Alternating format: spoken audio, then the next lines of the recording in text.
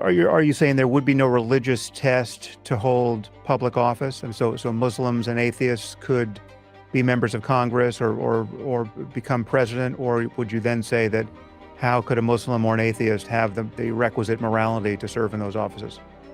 Yeah, well, if we were to return to the form of Christian nationalism that we had during the early 19th century, that's what we had at the founding, was a form of Christian nationalism then. What frequently the states would do is they prohibited public office to someone who didn't believe in God or a future state of rewards and punishments.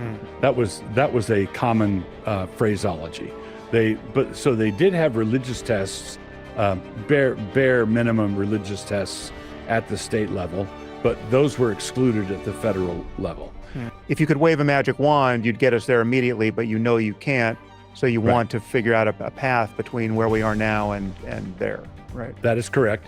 Yeah, the biggest oversight, I think, at our founding was not putting explicitly Christian language in our Constitution. Where we are today, they mean our founders would be rolling over our grave, seeing how in Michigan they've got a Muslim call to prayer waking people up at 5 a.m. That's not what America was founded for. Okay.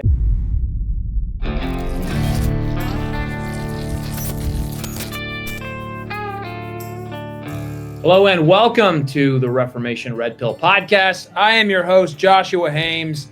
And of course, let's bring him on. We've got a special guest today, the Elvin Princeling himself. Yes, Brooks Pottinger, pastor of Pilgrim Hill Reformed Fellowship here in Goodlettsville, Tennessee. So good to have you. Thank you for having me on. Well, it's always a pleasure. We're going to have some fun today. Today, we will be reacting to Pastor Douglas Wilson's interview with Sam Harris, one of the, what do they call him? One of the Four horsemen of the atheist apocalypse. That's exactly what I was going to say. Oh, we're finishing each other's the sandwiches. Yeah, that's exactly what we're doing. So we're going to be we had Sam Harris had Pastor Wilson on, I don't know when, but the video came out yesterday. Sure. Well, today we have the pleasure of reacting to this interview between Pastor Douglas Wilson and Sam Harris. And they get into secularism being a failed project. Really, I think he brought him on to talk Christian nationalism. So that's primarily what we're going to be talking about. But as I watched it, the takeaway that I got was that atheism is just dead. Like atheism, are there any atheists anymore besides Sam Harris? I actually don't know. Here's what I just find so delicious. One of the reasons he said he brought him on is because of the influence that Doug apparently has had on Pete Hegseth. And yet every president swears in on the Bible. And Sam's like, wait a minute. But you actually believe it, and it actually influence the government at all. It's fine if they put their hand on it and swear to, when they. It's just funny. Well, you're not lying when you do that. Whoa. Hey-o. Well, let's jump into this interview here, and we'll give you our honest reaction, guys. Yeah, we're jumping in part way, right? Yep, we're jumping in most of the way through there towards the end. Okay. So. The conviction that secularism is a failed project and that Christians need to be Christians in public and say, I believe that what we need to do is confess our dependence upon God and upon his son, Jesus Christ, and orient ourselves that way. That's the short form of saying Christian nationalism. Okay, well, great. Let me just make sure we're dealing with the same definition of secularism, because many people confuse that term with atheism, right? So secularism, in my lexicon, has no implication of atheism. It's simply an agreement, and it's really born of the Christian tradition, an agreement to keep religion out of politics and any kind of coercive posture with respect to public life. So you can be a Christian in the privacy of your life and in your home.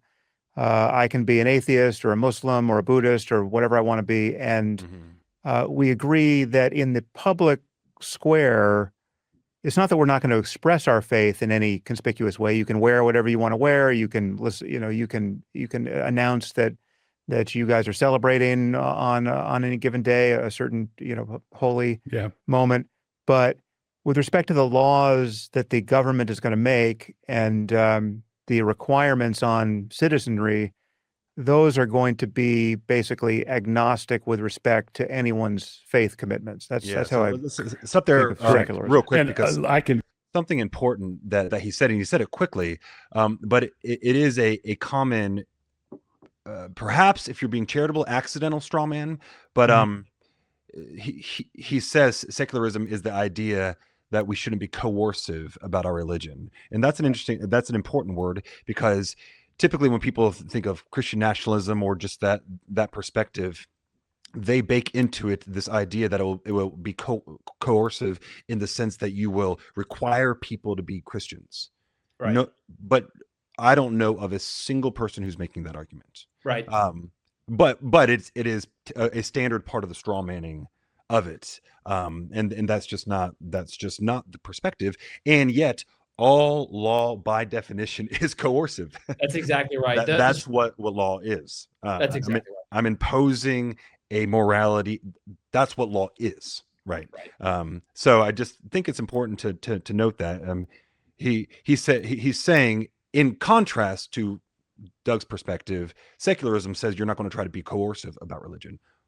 Nobody's trying to twist anybody's arm and say you must confess Christ as Lord, personally. So no, that's exactly right. Yeah, and it also tacitly assumes that he's not coercing his ideology, right? Which of course that's exactly what liberalism is. Liberal secularism, egalitarianism, feminism, all of these have been coercively jammed down the throat of Christians for the last, how many decades. Right. And so, but I think that's what Pastor Wilson's about to get to. So let's let him get into that. Yeah. Come partway in agreeing with you.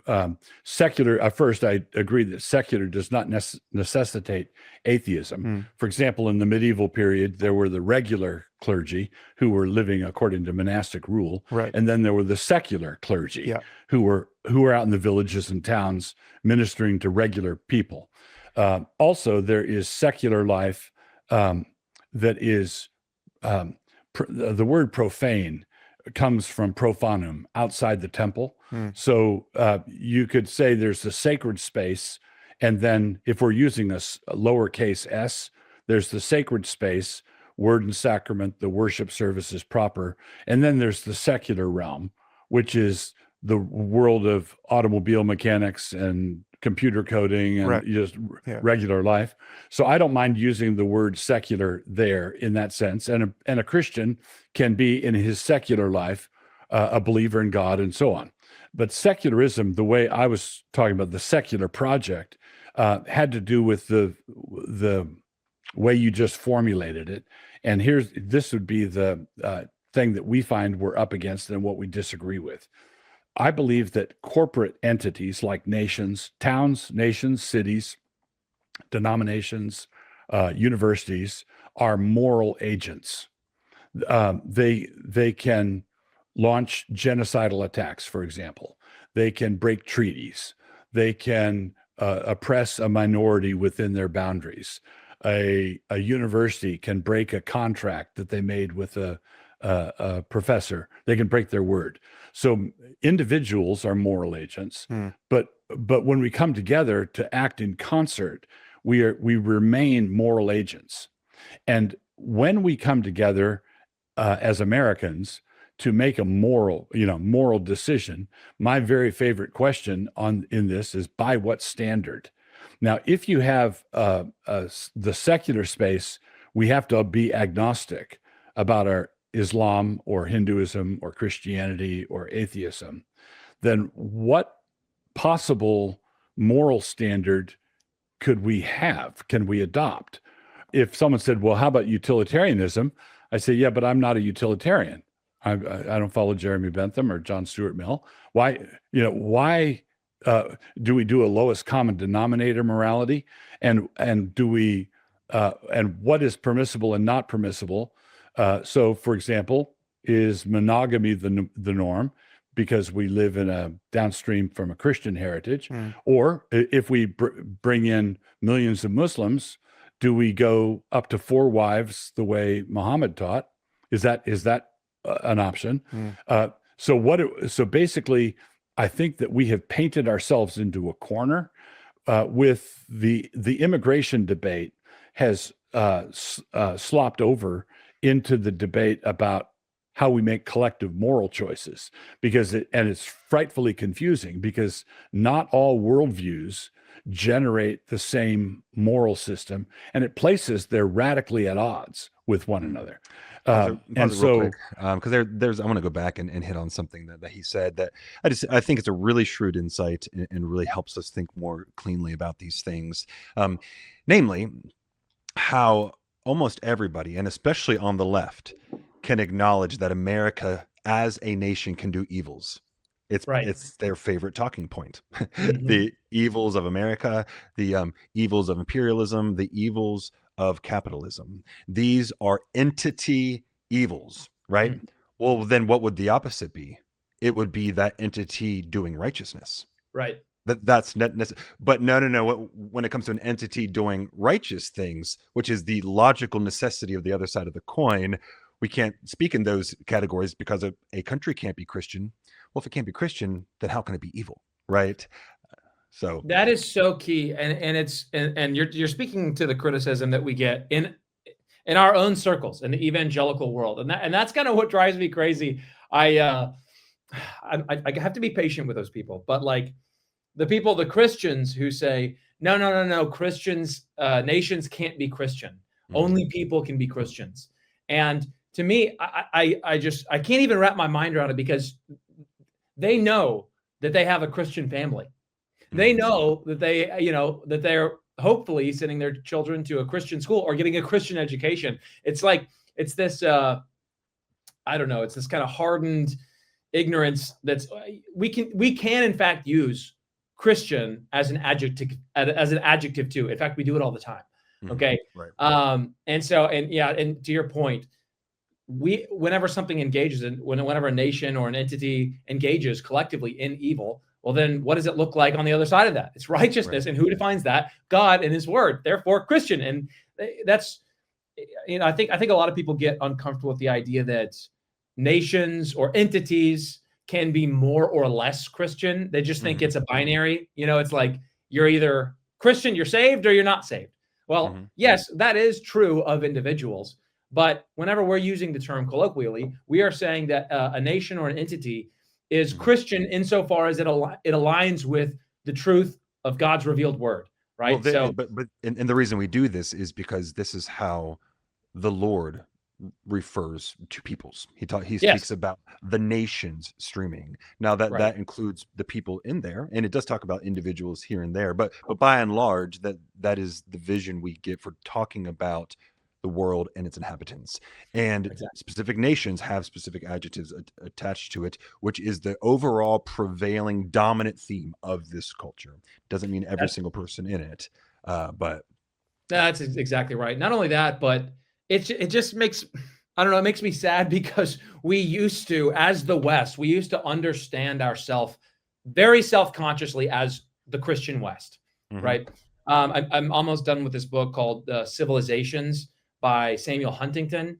And one of the things that he's getting at in this book, he's not a Christian, by the way, but he's talking about how civilizations identify themselves primarily by faith, by the different faiths that separate out civilizational people groups.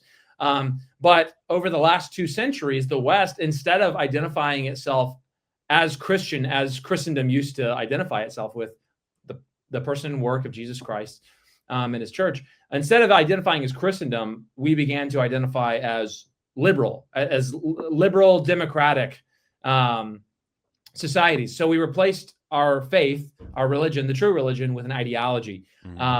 And even the word we still use, culture, comes downstream from the Latin word cultus, which means to worship or religious devotion. And so that's because you become what you worship, right? That's exactly right. And so it's all baked into the language and the structures that we use, but we have forgotten what words mean. We've forgotten what our fathers have said, and so we deem ourselves so clever, and yet we don't know what happened 10 minutes ago. And again, it's you pull out a $20 bill. I'm never tired of saying this, and it's saying, well, secularism is the idea that you're not going to impose a morality, a religious system on somebody, or I shouldn't say morality, a religious system. Well, at the back of your 20, it says, "In God we trust." Yep. And you spend that money, and you might say, well, Sam Harris doesn't believe in God, and yet you still use money that says we believe in God and we trust him. Right. Because it's using the language of the predominating theme of this nation is this confession. Exactly. Yeah. And I love who was it? Maybe it was Truman's definition for culture, that culture is religion externalized. Right. And it will always be the case. And so, yeah, if we don't return to Christ as a nation, it's not that we will be irreligious. We will be religious. It will just be a pagan or demonic religion. Oh yeah, we're a very religious people. We have blasphemy laws and everything. That's why things are called hate speech, is because that's you blaspheme the God. So anyway, That's exactly right.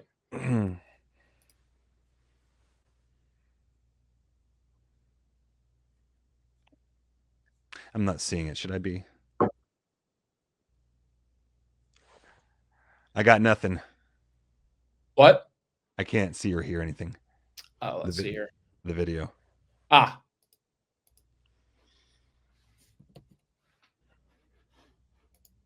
Navigate the reality of the average.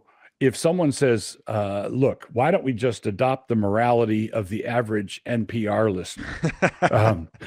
I'd say, well, I don't listen to NPR. Why, how are we going to navigate this when we have, I'm not sure I would sign on that dotted line either, frankly, but all right. So we'll common ground. I think we'll get into the foundations of morality pretty soon, but again, I still just want to kind of spiral in on what your project is. Right. So, and I should remind people who, or inform people who may not be aware of this. So we're speaking today not merely because there's this point of contact with Hitch that you debated my friend, and I find you interesting for that reason, but you have become in the intervening years very relevant in the religious political landscape. I mean, you have attracted a fair amount of press recently because Pete Hegseth, who runs our war machine, the Department of Defense, is if he's not in your congregation, he's been influenced. Department of War, for the record. By you as a pastor, correct? Yeah, he's a member of a church that's in our denomination. Right. Yes. Maybe you can just describe that. How big is your church, and how many churches are in your denomination? In this cosmic scheme of things, we're a small denomination. We're about, if you count the mission churches and candidate churches, we have about 170 congregations, mostly in North America, but we have congregations in Europe and in the Philippines and Japan. So and Canada. So we have about 170 congregations, maybe 30 to 40,000 people in these congregations. Right. And so it's a small denomination as denominations go. But we are also connected to a number of, we have a publishing house and here in Moscow, and we're doing a number of things that have, as you said, attracted notice. Yeah. So we're in the game anyway. Yeah. Well, I think I want to ask you some more questions that will perhaps tease out the ways in which this project, the Christian Nationalist Project, may be at odds with what many people, certainly many secular people, will hope to have achieved in our country and globally. Can I offer something that might prime the pump and might just get it out of the way at the beginning? What Christian nationalism is not about fusing church and state. Okay. So you still like the line from Matthew and elsewhere that you render unto Caesar those things that are Caesar's, and unto God those things that are God's? That is correct. And so I am a big fan of the First Amendment. Now, and this has to be parsed out carefully, because the First Amendment was addressing the federal level. The only entity that could violate the First Amendment was Congress. Congress shall make no law concerning the establishment of religion. The founders did not want a Church of the United States the way there's a Church of England or the way there's a Church of Denmark. Right. And I agree with that wholeheartedly. At the time the Constitution was ratified, 3 of the states came in with hard establishment at the state level. Massachusetts, Connecticut, and New Hampshire all came in with the Congregational Church. And then when Vermont came in as the 14th state after the Constitution was adopted, they came in with a hard establishment also. Other states like South Carolina had what I would call a soft establishment, where South Carolina said, basically the Protestant religion is the official faith of this state, but there was no connection to any denomination. That would be soft establishment. Now, I believe that a hard establishment at the state level is also a bad idea. Real quick, this is, in my estimation, the knockdown, drag out, KO for the person who is saying America was never a Christian nation. I want to tell you guys about our sponsor for this video, Beam Dream Sleep Powder. They're awesome. Okay, I'm 33 years old. I've got 2 little Tasmanian devil boys who just keep me on edge. They keep me on the edge of my seat. That is for sure. Last night, for the first time, I tried this Beam Dream Sleep Powder, and I think I had the best night's sleep I've had in years. It was so good. It was so great. And it wasn't like a kind of tired that you can't fight and it just like knocks you out, kind of that gross, drowsy feeling. It was just like a delightful sleepiness that led to just being zonked out for the night. And I slept so good. And I want you guys to know, if you guys are struggling with sleep, or if you just want to get better sleep, I highly recommend Beam Dream Sleep Powder. It's so good because it's literally like a hot chocolate before bed. And it tastes really good, all natural ingredients, none of these crazy chemicals. So guys, go get some Beam Dream Sleep Powder and use my code RRP for up to 35% off. So if you want to help us out and you want to get a really good night's sleep, go try Beam Dream Sleep Powder. It's in the description. Use my link. Thanks a lot. Because I get that a lot. We have a hat that says "Make America Christian Again." Right. And that's what we're aiming at. We want to go back to making America Christian again. And this point that he's making, with a couple other additions that I would make, that after the Constitution was ratified, for years, decades after the Constitution was ratified, there were still hard establishments of state churches in the colonies. They apparently did not see those as contradicting the First Amendment. Okay, so that's the first thing that Pastor Wilson is pointing out. And the thing I would add on to that really, every time I run into someone who wants to try to argue this point with me, I have not found anyone who can rebut that, paired with the fact that we had Sabbath laws and blasphemy laws on the books and being prosecuted throughout our nation's history for over a century. On the book. Yeah. And again, this really does just stem from complete ignorance. Yes. Almost everybody, especially if you're on a college campus, everybody, if you say, let's just say, I think Tennessee should have a soft establishment of religion, what's the response going to be? What about separation of church and state? What about the separation of church Everybody, and state? First Amendment. Yeah, everybody will say that, but they don't recognize that the states that ratified the Constitution, some of them had that already. So again, that is just a total category error and a lack of understanding of that. And then on top of that, do you know offhand what percentage of people were Christian at the founding? Oh, it was like, I think I looked it up one time. It's like 95% or something. It's between 98 and 99%. Yeah. Yes. So just, again, a fact that many people just don't even know. Right. Literally 1 out of 100 weren't. They point at a few deists and they say they were all deists. you know. No, yeah, we were very obviously, plainly, historically, observably a Christian nation, and by the grace of God, we will be again. And getting down into the nitty gritty, the nuts and bolts of what that actually looks like, that's the project. That's the project. So let's see. So Pastor Wilson gave us that little nugget for whenever we're out there making our case for why we want to disciple our nation and make America Christian again. Well, it was better when it was Christian. It's gotten worse. Now we want to go back to making it Christian again. Now he's going to get into some of his concerns about whether or not hard established churches at the state level are a concern or not. I'm against it at the state level also, but it's not an unconstitutional idea, because the states that ratified the Constitution were practicing hard establishment and soft establishment, and they had religious tests for office at the state level, but they were prohibited at the federal level. So I'm in favor of the First Amendment. I applaud the separation of church and state, and I would argue for a separation of a formal separation of church and state at the state level. But then I would, and this would be the place where we'd get into a possible disagreement, I don't think it's possible to separate morality and state.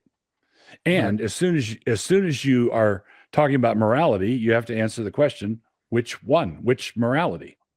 So, well, I'm sure the devil will be in the details here. Are you saying there would be no religious test to hold public office? I mean, so Muslims and atheists could be members of Congress or become president, or would you then say that how could a Muslim or an atheist have the requisite morality to serve in those offices? Yeah. What if we were to return to the form of Christian nationalism that we had during the early 19th century, that's what we had at the founding, was a form of Christian nationalism then. What frequently the states would do is they prohibited public office to someone who didn't believe in God or a future state of rewards and punishments. That was a common phraseology. So they did have religious tests, bare minimum religious tests at the state level, but those were excluded at the federal level. And this is another thing, if we're whiteboarding this and you're asking me to describe the ideal Christian republic 500 years from now, I would sketch out a number of things. We could talk about this Presbyterian utopia 500 years from now. If you ask me what my interest is right now, my interest right now is not to exclude atheists and Muslims right now. We've got bigger fish to fry in the moment. Right. So just so that I can understand the significance of that, kind of the way you're introducing time there, you're arguing for a kind of pragmatism and incrementalism on the way to the Presbyterian utopia you would want to get to. If you could wave a magic wand, you'd get us there immediately, but you can't.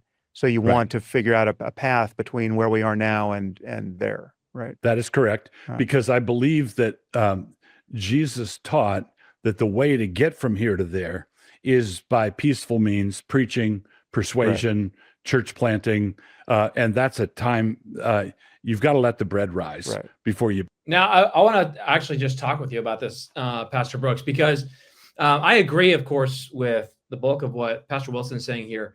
My question is, I'm wondering if, so for example, like my view is that, this is not a Muslim nation, and the increasing number of Muslims running for office and getting elected is actually a very pressing, it's a very pressing political issue.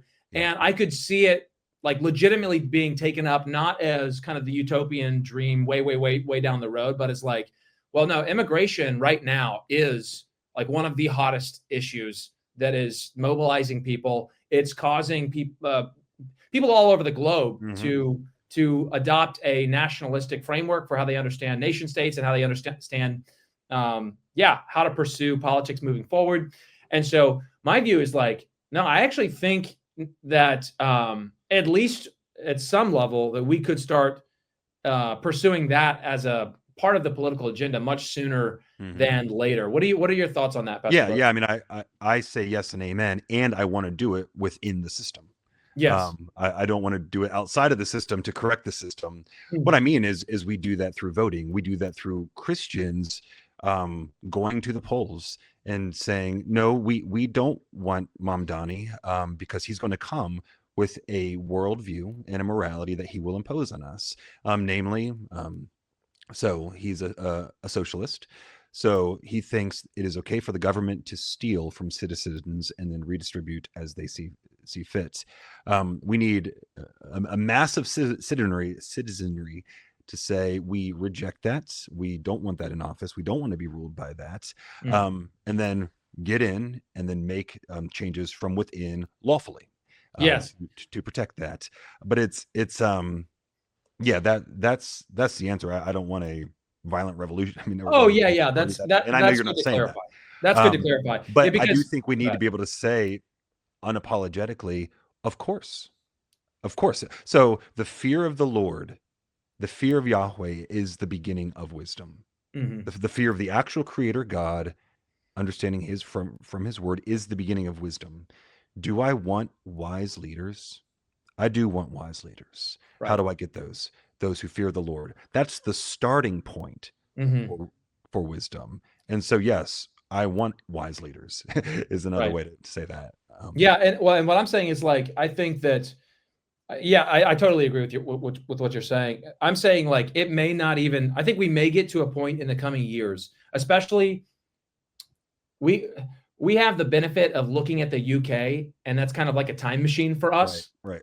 Like, and so yeah, exactly. I think we can look at the UK and say, hey, you know what? Actually, now, of course, you're saying, like, within the system, utilizing voting, mobilizing people, changing hearts and minds. But I think we can work within our political system to exclude Muslims from ruling over us. I actually think that we can and should pursue that. Not in 500 years, and I don't think that's what Doug is saying. I think he would probably agree mostly with what we're saying. Sure. I don't want to put words in his mouth, but I actually think that we can look at what's going on in the UK and understand that we're probably 100 years away from, or less, 50 to 100 years away from the UK being the first Muslim country with nukes. That's where we're headed.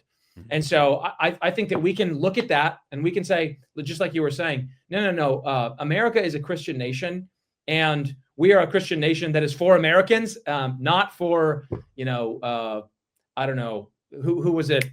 So Mamdani, what was the other guy who almost won? I can't remember his name, but he's essentially holding campaign speeches in other languages. I think we're just getting into clown world when we get to that territory. And so, yeah, I think that we can work within the system and actually cultivate an America that's for Americans, if that makes sense. And that really does want to conserve the founding ideals. That's really what the collision is between those of us who want to conserve the founding ideals, or those who want to shed all of that and progress to something that is entirely different, that the founders would have. It's just a different nation. Yes. And so we say, no, we want, as far as it concerns us, to do all we can to conserve those founding ideals, because we are very thankful for them, see them as a specific grace of God in the history of the world, because of how thoroughly Christian these men were. That's and exactly right. The hard work they did to build this, which they knew was a very tenuous situation. This is only for a religious and moral people. It is wholly unfit for anybody else. They knew that. So if you go away from the word, Witherspoon was adamant about this. If we do not honor the Lord, he will not honor this nation. So I put before, it's very Deuteronomic. I put before you life or death as their, as his final word to Israel. Moses that was kind of their final word to us. Life or death. Honor the Lord, preserve this, keep riding this wave, or don't, and you should not expect any blessing to come, and it'll come apart at the seams then. Yeah, that's good. I think that's the biggest, the biggest oversight, I think, at our founding was not putting explicitly Christian language in our Constitution. And there's a lot of reasons for that, I believe. Some of it was compromise with some of the Enlightenment thinkers. Other parts of it were just a tacit assumption that we, like you were saying earlier, we're a 98% Christian people. They couldn't imagine where we are today. They mean our founders would be rolling over our grave, seeing how in Michigan they've got the call to prayer, waking people, a Muslim call to prayer, waking people up at 5 a.m. That's not what America was founded for. Okay. No, but I'm going to. I don't know if we're done with the video or not. But I'm always going to want to draw us back to what is my duty right now in front of me as well. And am I a Christian man first and foremost, right? And am I practicing regular confession of sin? Am I loving and providing for my people well? Am I taking care of my business? Because it's easy to zoom out and think at a national level, and that's why I really don't talk about Christian nationalism all that much, except for when I'm on this podcast. And I'm fine with it, and I agree with it. But as a pastor, my concern is for right now the people that's in front of me. What's in front of you? Is your church a Christian church in that you really are seeking to obey Christ as Lord in all things? Or do you have bitterness in your heart? Do you have porn on your computer? Do you have whatever? And so if we want to see this, let's start first with ourselves, and also be good citizens in every sphere and be doing things like this as well. But I want us to get really local. That's great. As far as what's right now in front of me. That's good. A lot of young men have been asking me, what do I do? Like, how do I get involved? How do I fight? And I start there. I say, like, if you're getting Christian nationalist pilled, it starts with you, like being a faithful, godly man. And this is what I tell them is that become the kind of men that leads other men. And the only way you do that is by becoming the kind of man who goes to his knees first and foremost in the morning before the Lord, confessing your sin, going to the Word of God, washing yourself and your family in the Word of God. And this isn't just like pietism, right? This is the foundation that we actually can build on. This is the foundation we build a Christian society on. Are actual Christian people who behave Christianly, and that's key. And so it starts with you loving your people well, honoring the Lord in all that you do. And then I tell them, okay, yes, make sure that you're doing that. And then like become a leader. In fact, one of the things I go back to a lot is the fact that like, there's a reason why there is a tragic deficit of Protestants in the political arena, whether that's in politics proper, whether that's running for legislator or whatever, we need like 1,000 Dusty Devers, right? 1,000 Dusty Devers. Where the church recognized a specific gifting in this man and said, okay, we really think this is your moment to really now you do that. So yes and amen to that as well. But I think I'm thinking especially too of just the Twitter warriors who are, have thoughts on every tumult that comes up. But Nate Wilson had a great line in a recent Stories of Soul Food. He said that's not your homework. That's somebody else's homework. What's your homework right now?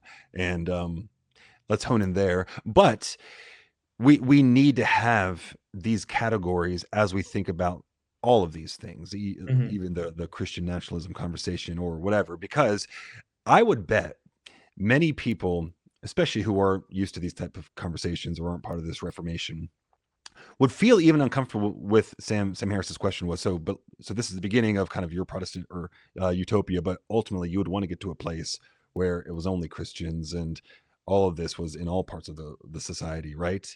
I bet a lot of people would feel uncomfortable with him even saying, well, that's the Great Commission. Exactly right.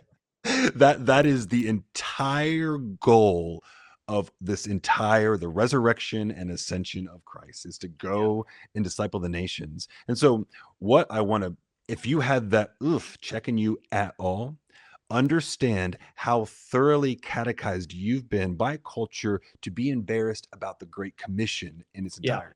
That's exactly so right. Just do a soul check. If you were like, I don't know if I could say that. It's literally Matthew 28. Yeah, it's so funny too, because we get, that's exactly right. And then, but even that little gut check, it's so funny.